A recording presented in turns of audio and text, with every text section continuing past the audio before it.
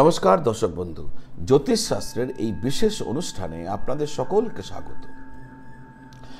2025 18 মে থেকে রাহুর শাসন শুরু হচ্ছে। হ্যাঁ দর্শক বন্ধু, 18 বছর পর রাহু তার নিজের ঘর কুম্ভ রাশিতে আসছেন, আর এখান থেকে এবার তিনি তার রাজত্ব, তার শাসন শুরু করতে চলেছে।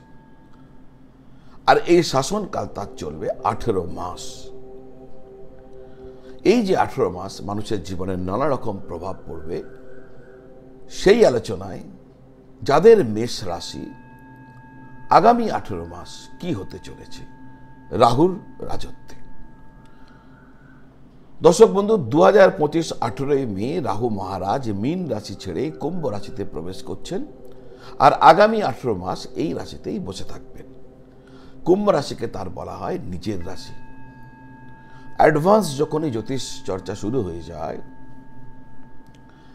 তখনই কিন্তু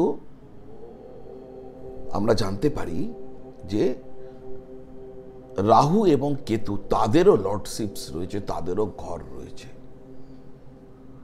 যার জন্য জ্যোতিষ শাস্ত্রের গোল্ডেন টেক্সট রুলে লেখা আছে শনি বৎ রাহু আর কেতু বৎ মঙ্গল।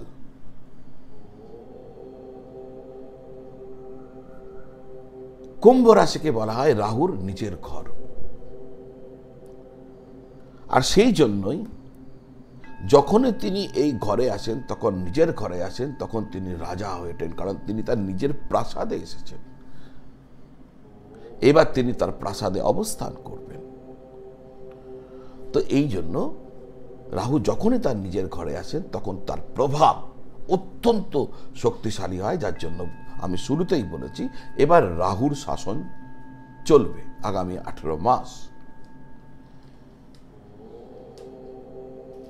রাহু সাধারণত উপচয় ঘরে ভালো ফল দেয়, 3, 6, 11 কেন ভালো ফল দেয়, কিন্তু 6টাকে আমি একটু সরিয়ে রাখবো। আমি বলতে পারি 3 এবং 11তে রাহু যখন অবস্থান করে তখন ভালো ফল দেয়। স্বাভাবিকভাবেই রাশি, এই যে রাহু মহারাজের এই যে পরিবর্তন, বেশ কিছু মানুষের জীবনে যথেষ্ট ভালো ফল নিয়ে আসবে, আবার বহু মানুষের জীবনে নিশ্চিতভাবে কোনো না কোনো সমস্যা নিয়ে আসবে। ভালো বা মন্দ যাই প্রভাব আপনার জীবনে পড়ুক না কেন, সেটি কিন্তু সম্পূর্ণভাবে নিয়ন্ত্রিত হবে বর্তমানে আপনার কুণ্ডলিতে কোন মহাদশা বা দশা চলছে তার উপর। যদি দশা মহাদশা আপনার পক্ষে থাকে, তাহলে নিশ্চিতভাবে ভালো কিছু ঘটবে, আর যদি বিপক্ষে থাকবে, তাহলে নিশ্চিতভাবে আপনাকে সতর্ক থাকতে হবে।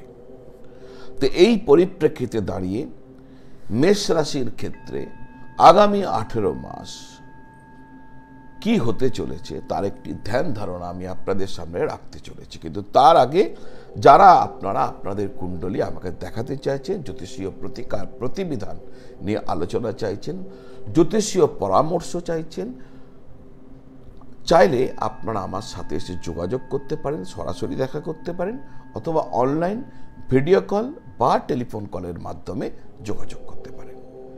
এই স্ক্রিনের নিচে যে নাম্বার দেওয়া আছে 9830564500, এই নাম্বারে ফোন করে বা হোয়াটসঅ্যাপ করে যোগাযোগ করলে আমার অফিস থেকে ডিটেলসে আপনাকে বলে দেবে কিভাবে আপনি আমার সাথে যোগাযোগ করতে পারেন।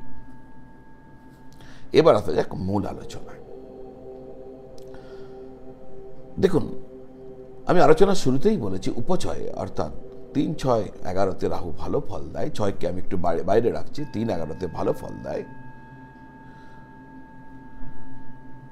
তাই মেষ রাশির ক্ষেত্রে এটা অত্যন্ত ভালো ফল, কারণ মেষ রাশির ক্ষেত্রে কিন্তু রাহু একাদশে আসছেন, তো ডেফিনেটলি ভালো সংযোগ।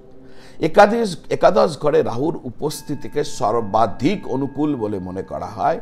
তাই এই যে গোচর হতে চলেছে, যারা মেষ রাশির মানুষজন রয়েছেন তাদের জন্য আগামী 18 মাস, মে মাস থেকে 18 মে থেকে যথেষ্ট ভালো হতে চলেছে। আপনারা মিলিয়ে নেবেন, আপনারা এতদিন যা কষ্ট পাচ্ছিলেন, ডেফিনেটলি আপনারা অনেক সমস্যায় ছিলেন, ডেফিনেটলি আপনাদের অনেক অসুবিধা চলছিল, কিন্তু এইবার সেখান থেকে আপনারা রিলিফ পেয়ে যাবেন। এই ভিডিওকে ডাউনলোড করে রেখে দিন, কারণ পরে ঠিক 18 মাস পরে আমার বক্তব্যের সত্যতা, আমার প্রেডিকশনের সত্যতাকে আপনারা তাহলে অনুধাবন করতে পারবেন।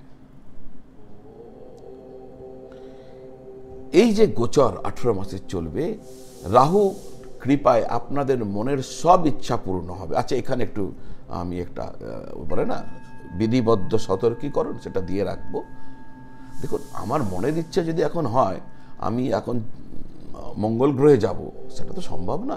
প্রত্যেকের যোগ্যতা অনুযায়ী যে ইচ্ছা তার নিশ্চিতভাবে পূর্ণ হওয়া উচিত, এতদিন সেই ইচ্ছা পূর্ণ হচ্ছিল না, সেই ইচ্ছা কিন্তু পূর্ণ হয়ে যাবে। অর্থাৎ আপনি যে ইচ্ছার জন্য যোগ্য, আপনার যোগ্যতা যে ইচ্ছাকে পূর্ণ করার জন্য যথেষ্ট, সেই ইচ্ছা নিশ্চিতভাবে আপনার পূর্ণ হবে। যে সমস্ত বিষয়কে নিয়ে জর্জরিত ছিলেন, কষ্ট পাচ্ছিলেন, সেই সমস্ত বিষয় কিন্তু সমাধান আপনার পূর্ণ হয়ে যাবে। আপনার কনফিডেন্স দুর্দান্তভাবে বৃদ্ধি পাবে এই সময়কালে। একাদশে রাহুর উপস্থিতির কারণে আপনার আয় বৃদ্ধি পাবে, আর্থিক পরিস্থিতি আগের তুলনায় শক্তিশালী হয়ে উঠবে। আর হ্যাঁ, হঠাৎ কোনো কারণে আকস্মিকভাবে আপনি দুম করে টাকা পেয়ে যেতে পারেন। যারা শেয়ার মার্কেটে অভিজ্ঞ, এমনি এমনি যাবেন না, যদি আপনার অভিজ্ঞতা থাকে। দেখো, দুম করে কোথায় টাকা আসে? দুম করে টাকা আসে শেয়ারে বা এই ধরনের কোনো ফাটকাতে। আমি লটারির জন্য আপনাকে উৎসাহিত করব না, কিন্তু একাধটা মাঝে মাঝে কেটে দেখতে পারেন, কিন্তু যেন নেশা না হয়ে যায়। তাহলে প্রচুর মানুষ কিন্তু লটারি নেশাতে ডুবে গেছে। তো দুম করে, বা এমন হতে পারে আপনার কোথাও টাকা রাখা ছিল, যে আপনার পাওনা ছিল, এতদিন দিচ্ছিল না, সেই টাকাই আপনি হঠাৎ পেয়ে গেলেন। আকস্মিক অর্থপ্রাপ্তির যোগ রয়েছে এই 18 মাস সময়কালের মধ্যে। আপনি যদি ঋণের ভার আপনাকে জর্জরিত করে রেখেছিল, তাহলে আপনার ঋণ মুক্ত হয়ে যেতে পারেন এই সময়কালে। ঋণের যে নাগ পাশ, যার কারণে আপনি হাঁসফাঁস করছিলেন, সেখান থেকে আপনি মুক্ত হয়ে যেতে পারেন। আপনার সোশ্যাল সার্কেল, আপনার সামাজিক প্রতিষ্ঠা, এগুলো সব বৃদ্ধি পাবে। নতুন নতুন বন্ধু আপনার জীবনে দেখা দেবে। কর্মক্ষেত্রে সাফল্য পাওয়া সম্ভব হবে। এতকাল কাজের ক্ষেত্রে যে স্ট্রেস চলছিল, সেই স্ট্রেস কমে যাবে। সম্ভাব্য ক্ষেত্রে পদোন্নতি হতে পারে। যাদের পদোন্নতি হয়নি, হচ্ছিল না, দেখবেন হয়ে গেছে এই সময়কালে। যারা ব্যবসা করছেন, তারা ব্যবসায় যথেষ্ট ভালো ফলাফল করবেন। প্রেম এবং দাম্পত্য জীবন উভয় ক্ষেত্রটি আপনার পক্ষে অনুকূল থাকবে, সুখময় থাকবে। আমি আবার একবার বলবো, শেয়ার বাজারে কিন্তু নিবেশ করার আগে সতর্ক থাকবেন। অভিজ্ঞতা না থাকলে ওদিকে হাত বাড়াবেন না। আর পরিশেষে আরো একটা কথা বলবো, এই যে এত ভালো ভালো কথাগুলো বললাম, আপনার কুণ্ডলিতে যদি রাহু নিচ অবস্থায় থাকে, বা 8 নম্বর বা 12 নম্বর ঘরে বসে থাকে, তাহলে কিন্তু এই ফল আপনি পাবেন না। দেখে নিন আপনার কুণ্ডলিতে রাহু নিচ কিনা। যদি রাহু নিচ অবস্থায় থাকে, রাহু 8 নম্বর বা 12 নম্বর ঘরে থাকে, তাহলে এই ফল আপনি পাবেন না। আপনার জন্য সুখবর আসছে না।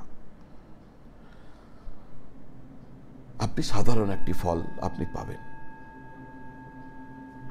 দর্শক বন্ধু, আমি যে আলোচনা করলাম, জেনারেল একটা প্রেডিকশনস আপনাদের সামনে রাখলাম।